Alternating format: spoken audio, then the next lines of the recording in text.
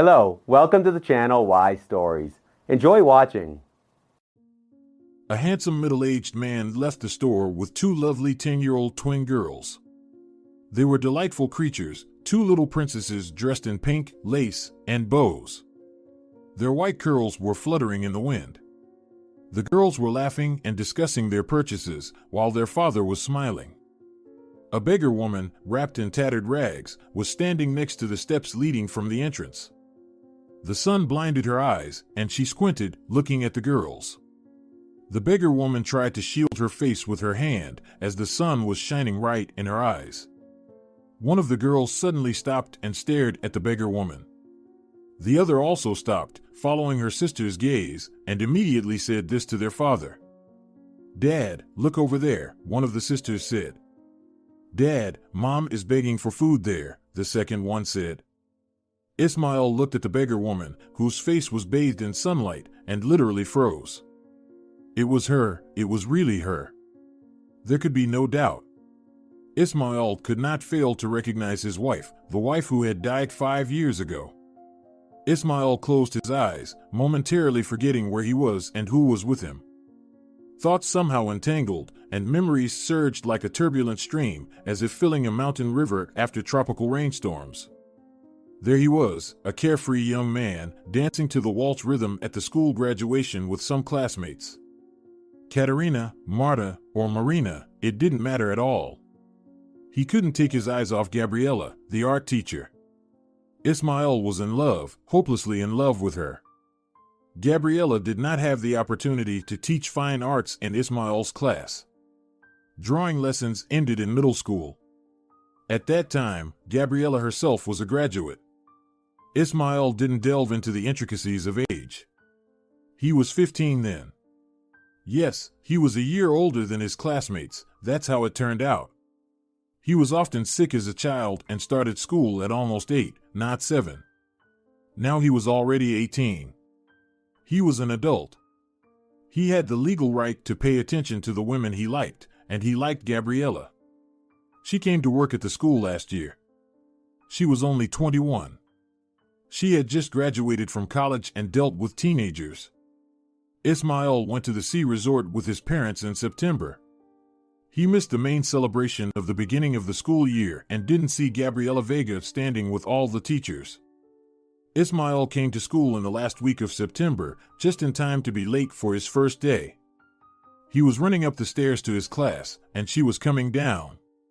He grabbed her by the waist and spun her a bit. "Hello, newcomer. Do you know where we have physics?" he asked cheerfully. "I have no idea," she replied, raising an eyebrow, slightly surprised. "Well, where are you rushing off to? It's time for the next class, isn't it?" Ismail continued to hold her by the waist, looking at her sky-blue eyes. "To the other class," Gabriella replied cautiously. "Oh, so you're from another class?" Ismail responded. He let her go and ran up the stairs. "Still surprised," he said. "I'm Ismail, everyone knows me around here." "I'm not surprised," the young teacher said. Apologizing and awkwardly smiling, Ismail entered the history classroom. At the beginning of the year, there was complete chaos. The repairs on the 4th floor were not finished yet, so the physics class was moved to the history classroom. "Hello. Can I come in?" Ismail asked. "Well, you're already halfway in. What are you asking for?" "Sit down and put your diary on the table," the elderly physics teacher said. "Yeah, my mom knows I'm late." "We all overslept," Ismail replied. "Maybe your mom knows, but I don't know whether she knows or not, so it's my job to react to your mistakes," the teacher explained. Reluctantly, Ismail tossed his school diary onto the teacher's desk and slumped into his rightful and favorite spot in the back row. His gaze fell on a new person in the class. "Hey, Morrow, who's that hippo on the front desk?" Ismail asked his neighbor. "She's blocking the view. I can't see anything." "That's our new classmate. She moved with her parents. She's a straight A student. It seems smart, but outwardly, oh my lord, a seal on stilts." But don't mess with her, she's the director's niece. So anyone who wants a diploma without any CS should respect and honor her, his neighbor whispered. What's the chatter in the back row? The teacher asked. Ah, I see. Ismail is back in school.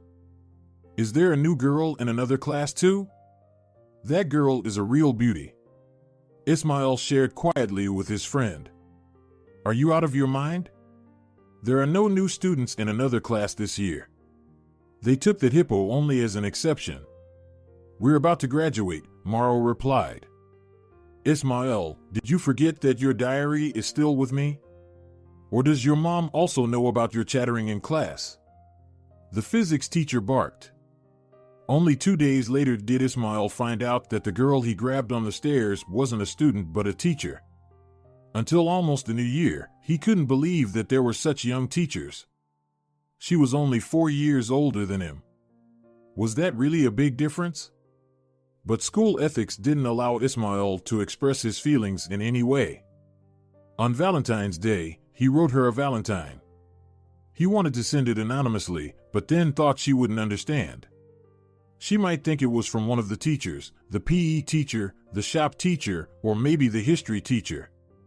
So he decided to sign it. She caught him during a lunch break behind the school. Everyone knows what high school students sometimes do there, and Ismail was no exception. Surprisingly, he was alone. It turned out that it wasn't cool to do all that alone. No one showed up. Everyone must have run to the cafeteria.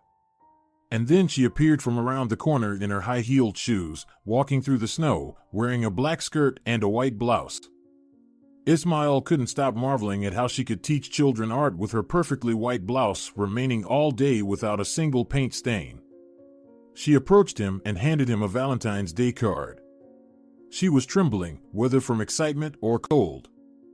Ismail just wanted to embrace her and warm her up. Is it your doing? She asked. Yeah, Ismail replied, continuing to smile foolishly. Without hesitation, she slapped him. You shouldn't have, Gabriella began to say. But Ismail just pulled her close and kissed her. She pushed him away and nervously looked around to see if anyone saw them. You're a foolish boy, she said, stepping back. I'm already 18. Relax, Gabriella, Ismail smirked. She didn't say anything and ran into the school. Since then, Gabriel has avoided him in every possible way. She could even stand on the corner of the school and not go inside, waiting for him to enter. It annoyed Ismail, but he couldn't do anything about it. And now memories take him back to their graduation. He was dancing a waltz with some classmates, but he didn't take his eyes off Gabriella. One girl replaced another, he had dance after dance. And then the DJ announced it would be a slow dance now. Ismail was standing against the wall. She stood up from the table where all the teachers were sitting and walked towards him, exactly towards him. She took his hand and led him to the center of the hall. Her hands were resting on his shoulder. They were slowly spinning around the hall. Ismail didn't even notice when the dance ended, and she slightly moved away. Let me go, everyone is watching, she said quietly. Ismail relaxed his arms, and they slid off her waist. What? Can't we dance? She smiled in response to the astonished looks of the teachers. Gabriella, you surprised us, the principal remarked in complete silence. Oh, come on. From today on, they are no longer students, she calmly commented. Memories instantly transport us from the past to the future and back. Ismail could barely stand on the store steps, and only the warm palms of his daughters in his hands kept him in reality. That's it, Ismail, I quit, Gabriella said from the doorway, entering the house. What? Why? He asked. I can't take these snobs anymore, dodge piercing glances, and endure the silent treatment, she said. But what about the kids? It's mid-year, Ismail reminded her. So what? There are plenty of graduates eager to take my place.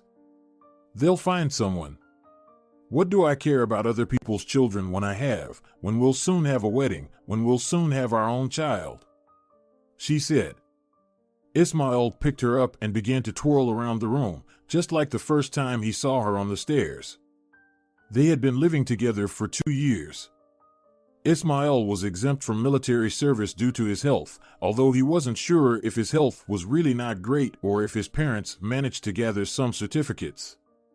But it wasn't that important. Since that graduation day, they have been together. Gabriella was condemned by the entire school. Teacher councils reprimanded and summoned her. They threatened her.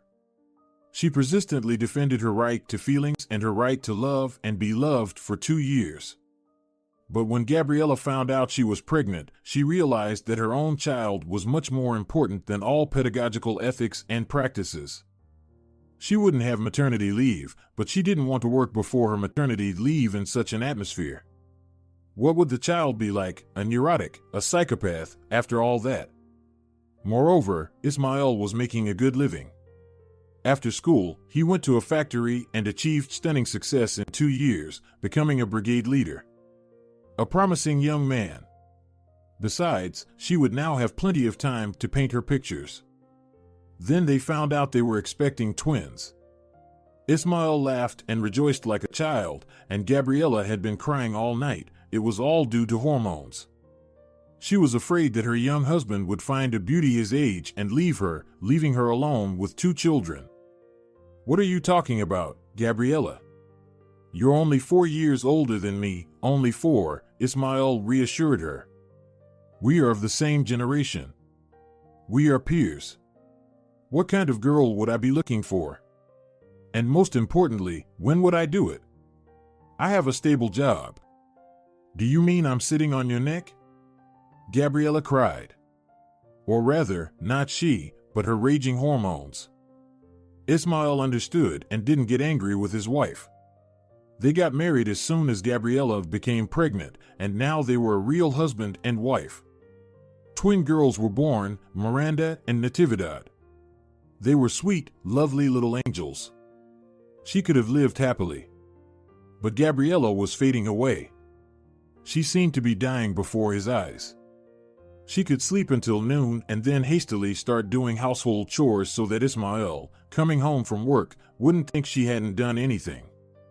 The girls cried in their cribs. Of course, Gabriella didn't have time for anything. What about paintings? What about creativity? She was suffocating. She couldn't live like this anymore. When the girls turned 4, Gabriella had already become addicted to drinking. Ismail saw it all, but he endured it. He endured it for the girls and for himself. He still loved Gabriella. For a year, he took her to clinics, sanatoriums, and hospitals. They treated her, detoxified her, then treated her again, and then she died. As it usually happens, early in the morning, at the most inconvenient moment, they called him from the clinic where she was and told him that Gabriella Vega was dead. She had an overdose. How could that happen? Ismail didn't understand. She was supposed to be discharged tomorrow. We ordered a cake for her with the girls. Well, now you have a reason to commemorate her, the woman joked. Ismail was in complete shock. He couldn't understand what was happening, what to do, where to go, and where to run. Maybe it was just someone's cruel joke. After the funeral, he himself almost drowned his sorrows in alcohol but managed to pull himself together in time. He had the girls. Who would take care of them? For 5 years, he was everything for them, a mom, a dad, a nanny, and everything in the world. How much effort it took him to explain to the little ones what happened to their mom, that now she was looking at them from the sky and would always, always live in their hearts, whatever could happen. He pulled himself together bit by bit. And now, when everything had settled down, when it had been 5 years since that monstrous call that divided their lives into before and after, when the pain subsided, he saw his wife, alive and well. Well, maybe not entirely, but still. And thoughts not only got confused in his head, they just raced there in chaotic order, trying to break out, tearing his head into pieces. How? How was this possible? At first, he thought maybe she was in a coma, not dead, and somehow managed to crawl out of her grave, and now she was like a zombie, not knowing who she was or where she was from. Then Ismail thought, maybe it wasn't her, perhaps a twin sister she didn't know about, and they were separated in childhood. After all, she gave birth to twins herself. Gabriella? Ismail called her softly. Gabriella, is it you? Ismail, my darlings. She exclaimed, rushing to them, falling to her knees, and kissing their feet right there on the steps of the store. Dad, what is Mom doing? One of the daughters asked. Dad, did she fall from the sky? The other girl asked. Ismail and the girls moved to the capital after their mother's death to change the environment and overcome the loss. Ismail found a job and decided to start his own business. They weren't the wealthiest family, but they lived well, not poorly, in a word. And they could never have imagined that such a meeting awaited them in the capital. Judging by the reaction of this beggar woman, she was indeed the same Gabriella, not a sister or even a look-alike. Dad, we won't leave her here, will we? The girls said in unison. Ismail, barely coming to his senses from what he had seen and the memories that surged back, reached out to the homeless woman. Forgive me. Forgive me, please, all of you. Forgive me, the beggar was muttering as she sat in the nice and beautiful car.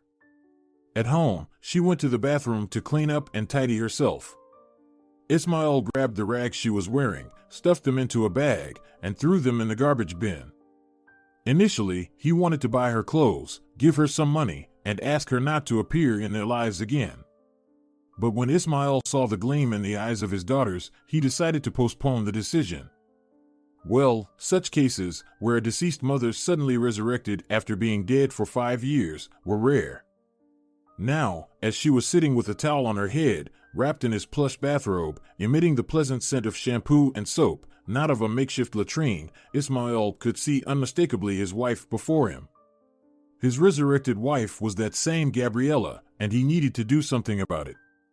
The girls were sticking to her on both sides, and she kept kissing them and asking for forgiveness. The children didn't understand what to do. Mommy, how was it up there in heaven? One of the daughters asked.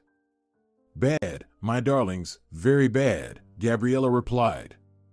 Why, Mommy? The girls wondered.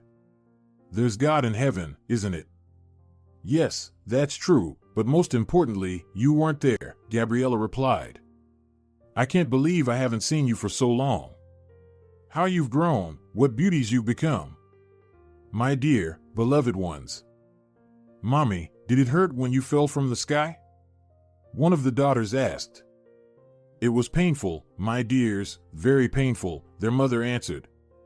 And how did you fall? The girls asked. Well, I was sitting on a little cloud, watching over you. Suddenly, I wanted to get a closer look at you. I leaned over more than I should have and fell, Gabriella replied. Ismail was watching this scene, wondering what had happened to his wife, what was wrong with her, and how she survived. He understood that talking about this topic in front of the children was simply impossible. Girls, Mom and I will go to the store. She needs to buy clothes, and you stay home for now, Dad said. Then we'll bake lemon cookies, the girls clapped their hands. Okay, sure. Just don't burn the apartment down, Dad said. As they were walking out of the boutique, where Gabriella came right in that same bathrobe, Ismail noticed she no longer differed from the woman he buried 5 years ago. As if those 5 years had never happened. Tell me, do you really regret what you did, or is this some kind of trick? Ismail asked. Can't you see and hear that I'm sincere? Gabriella asked. I can't see or hear anything yet. I'm not a 10-year-old girl who can easily be deceived with stories about heaven, about God, and falling from a cloud, Ismail said. I need to know the full, and most importantly, truthful, version of everything that happened to you. Only then can I make a decision. I don't think you'll like the full version of everything that happened, Gabriella said. They stopped at a small cafe where there weren't too many people. Ismail ordered coffee and a pastry for Gabriella. Oh my God, how long it's been since I had coffee. Really good coffee, Gabriella exclaimed. It feels like you've really been to the other side. Not in heaven, though, but in hell, Ismail remarked. Practically, you're right, Gabriella said mysteriously. So maybe you'll tell me what happened to you and how all this happened.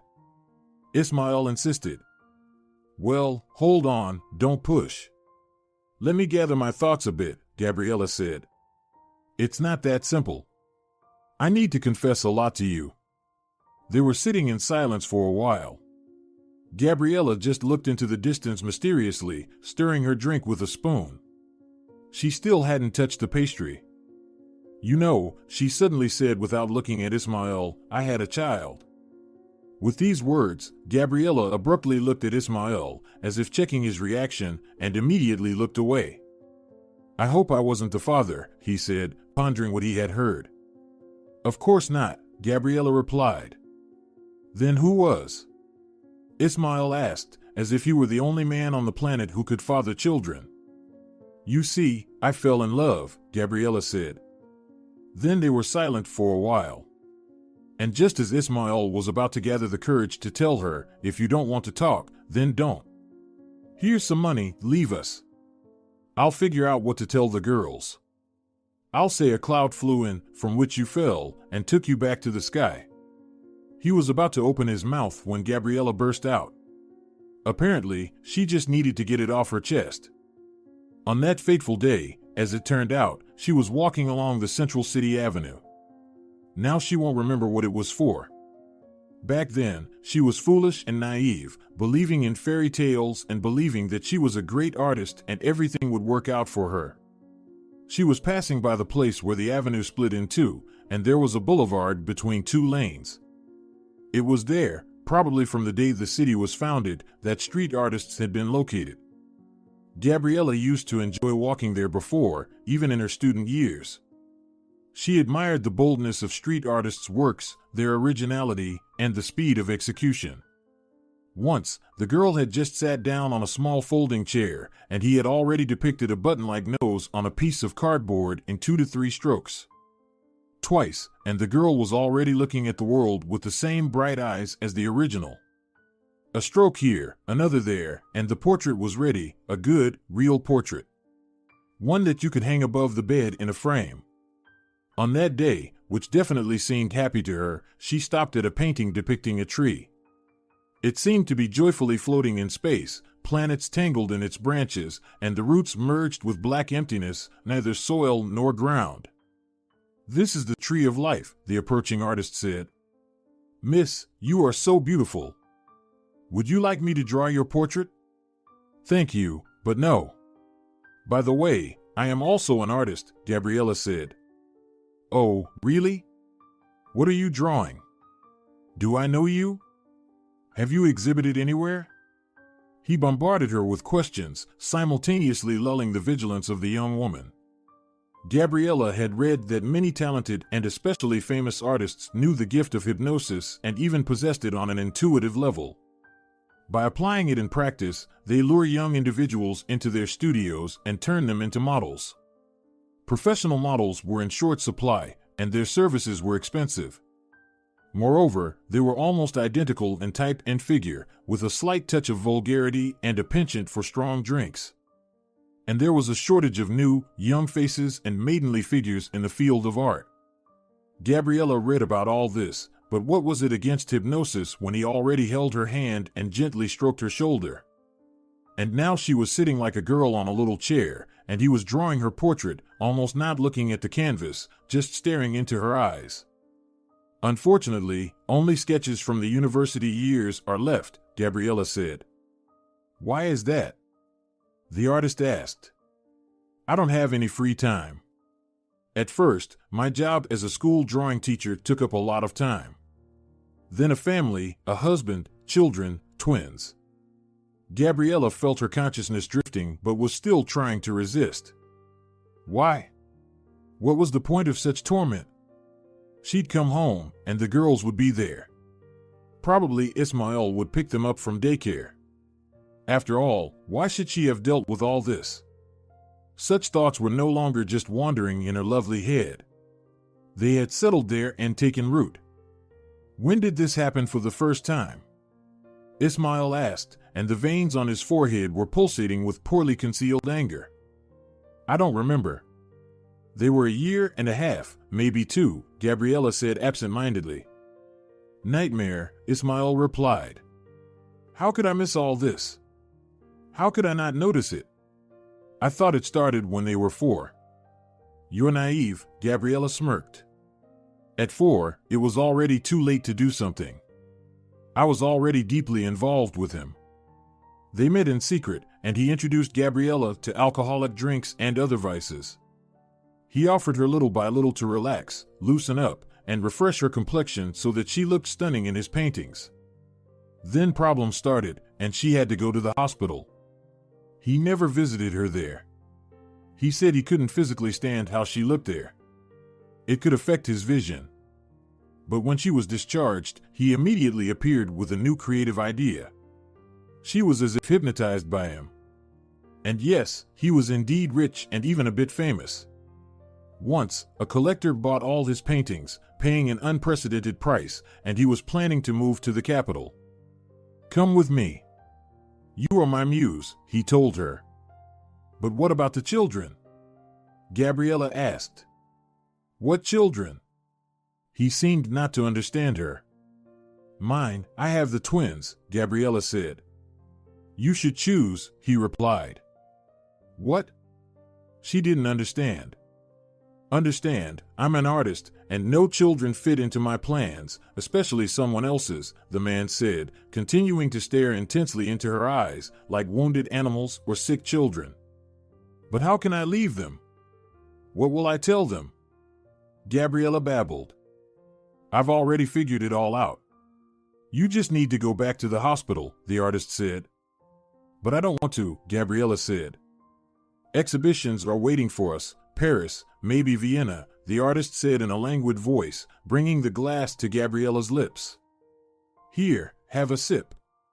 Gabriella was taken away in an ambulance, and she successfully completed the new rehabilitation course. There was 1 day left before her discharge when Ismail was informed of her death. But the message was false.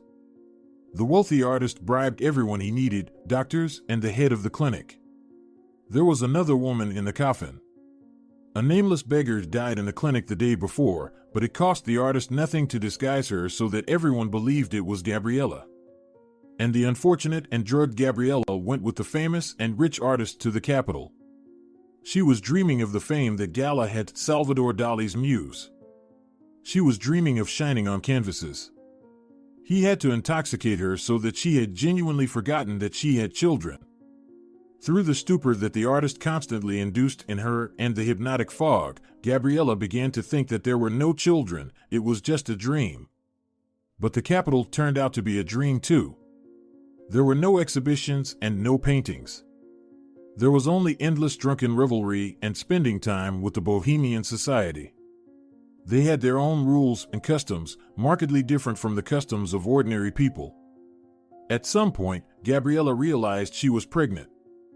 She was so happy, happier than she had been in a long time living with the artist. She really wanted this little baby. Finally, she could hold a child to her chest for real, not just in her dreams. We will have a child, she told the artist. Are you out of your mind? What child? I have a creative crisis, I'm stagnant. Can't you see that since we came to the capital, I haven't painted a single picture? I thought you would be my muse, and you're pulling me down with your child. What kind of father am I? I'm a creator, I'm a god. He shouted. But even God had a son, Gabriella said. What son? Are you crazy? The artist didn't understand. Jesus Christ, Gabriella said. Ah, him? Well, yes, but God sacrificed his son, and I'll sacrifice too. You'll have an abortion. The artist exclaimed pompously. I won't even think about it, Gabriella said. Are you going to defy me? Me, a god? He shouted. You're not a god. You're talentless. You got lucky only once, and that's it, Gabriella said. Her voice carried contempt and disgust for this man. She fell silent, seemingly concluding her story. And what about the child? Ismail asked after some time. He tried not to look at Gabriella. She evoked mixed feelings in him, with pity prevailing. He felt sorry for her, truly, from the depths of his soul. A poor, unfortunate, and deceived woman fell into the clutches of a cruel manipulator. He was partly responsible for what happened to her. She was drugged, hypnotized, and subjected to psychological experiments, and he knew nothing, saw nothing, or perhaps didn't want to know. He had been working, earning money. But what good were his earnings if he couldn't safeguard and protect his beloved? Yes, he had an excuse. He tried for the sake of the children and cared about them, but he didn't take care of his wife, a woman who trusted him and loved him. Ismail was about to start crying, so he was trying not to look at Gabriella. The child, she said. There is no child. After I refused to get rid of it, he fell into an animalistic rage. How dare I argue with a god? He considered himself a god. He just discarded me, like an old broom, not because I refused to get rid of the child, but because I dared to defy him. In his stupid animal rage, the artist vented all his anger on the defenseless woman and simply threw her out onto the street without any means for living. He tossed her away like a failed project, like a rag, like a spoiled canvas, like a painting that didn't work out, and at some point, he simply realized that it would never work out. Gabriella lost the child. She had a miscarriage. She barely crawled to the hospital. They provided her with first aid and kicked her out too. No one would keep a dirty, homeless woman without insurance and a medical policy in the hospital. From that moment on, Gabriella had to wander. She collected bottles, slept in basements and shelters, spent time with the same societal outcasts, and even became one. At some point, when she sobbed up and freed herself from the artist's influence, when she realized where dreams were and where reality was, Gabriella remembered her family. She understood that her husband and daughters were not her fantasy, as that scoundrel had suggested. She realized that they were real. It was her only real life that she lost due to foolishness. Gabriella wanted to go back, but understood that it was too late.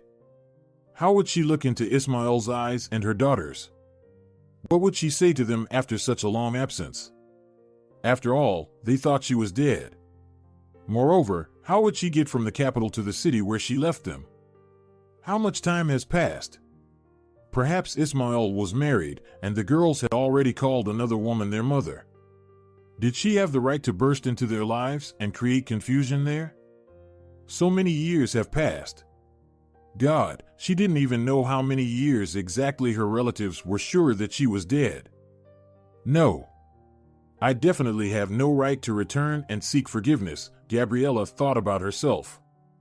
And she remained in the capital. Now, however, she tried to avoid any companies, communities, or homeless groups. Gabriella already knew she wouldn't find anything good there. Therefore, the woman settled in a basement where it was relatively dry and lived there very quietly and discreetly so that no one would notice. She begged for alms at the store and at churches, but it barely covered her food. Her clothing turned into rags. Gabriella was praying earnestly. Now she was trying not to talk to anyone, only to God. She didn't go to church. She was afraid. She was afraid to defile the holy place with her presence. She prayed nearby and begged for alms. The only thing she asked from the Almighty was permission to see her daughters one more time in her life. And miraculously, on a beautiful, undoubtedly, day, Gabriella saw them. They were coming out of the store where she used to beg for food. She was afraid she wouldn't recognize them, but there was no doubt it was them. How they had grown. How beautiful they had become. Gabriella was so engrossed in her girls that she didn't pay attention to Ismail. She stepped out of the shadows into the sunlight to get a better look at them. At that moment, one of the girls noticed her. And miraculously, she recognized her after so many years. They were standing and looking at each other. The girls were saying something, but Gabriella didn't hear it. She could only thank God for hearing her prayers, even though she prayed on the street, not in the temple. The main thing is that the temple should be within you, not you in the temple, Gabriella thought. She rushed to kiss the feet of her daughters and her husband. Perhaps it was appropriate to say former husband now. Gabriella almost lost consciousness when he reached out to her. She was sure that he, like many others, would push her away and say abusive words to her. But he reached out to her, put her in the car, and took her home. The girls were so happy to see her. It was the real return of the prodigal mother. She couldn't hope for more. "Perhaps you want to know about me?" Ismail asked. "I would like to, but I'm afraid I don't even have the right to wish for that," Gabriella said. "I was married," Ismail replied, "but it didn't work out. As you remember, I was convinced that I was a widower." When Ismail finally realized in time that he couldn't get drunk and become like Gabriella and that he had 2 daughters whom no one but him would help, he began to think about his future. Soon, he understood that the girls needed a second mother. Any mother, not their real one, but still. He started the search. Ismail found out that the daycare teacher, where the girls went, was unmarried, and he thought that there was no better candidate than her. He began to court her, give gifts, and invite her on dates. Of course, the girls didn't know anything about all that was happening. Theodora accepted the courtship of the lonely father, and eventually her heart melted. He proposed, and Theodora agreed. However, now they both didn't know how to tell the girls about it. The girls began complaining to their father that Theodora, their caretaker, had started treating them poorly for some reason. She scolded them more often. "Perhaps you've just been misbehaving more," the father remarked, secretly thinking that Theodora might be acting this way so that no one would suspect anything. They got married without a grand wedding. Just like with Gabriella, they submitted an application and got married at the civil registry. Now they had to tell everything to the children, but the newlywed wife was in no hurry to move into her husband's house. First, she demanded that Ismail get rid of the girls, send them to a boarding school, or even better, give them up to an orphanage. "Why would I need someone else's children when I am fully capable of bearing my own?" Theodora said. "But they are my flesh and blood, T. How don't you understand?" Ismail wondered. "How many times do I have to ask you, don't call me T? I can't stand that name. I am Theodora, and that's it. Call me like this," she said. "Don't forget, darling, that you're not in kindergarten," Ismail told her. "Perhaps I should call you by your last name, like one of your students, Theodora Santos?" This was their first and last argument. Ismail realized he had made a mistake and filed for divorce. Their marriage lasted no more than a month. The girls never found out that their dad and their caretaker got married. Now it was clear why, along with the courtship, the attitude of their carer towards the children changed.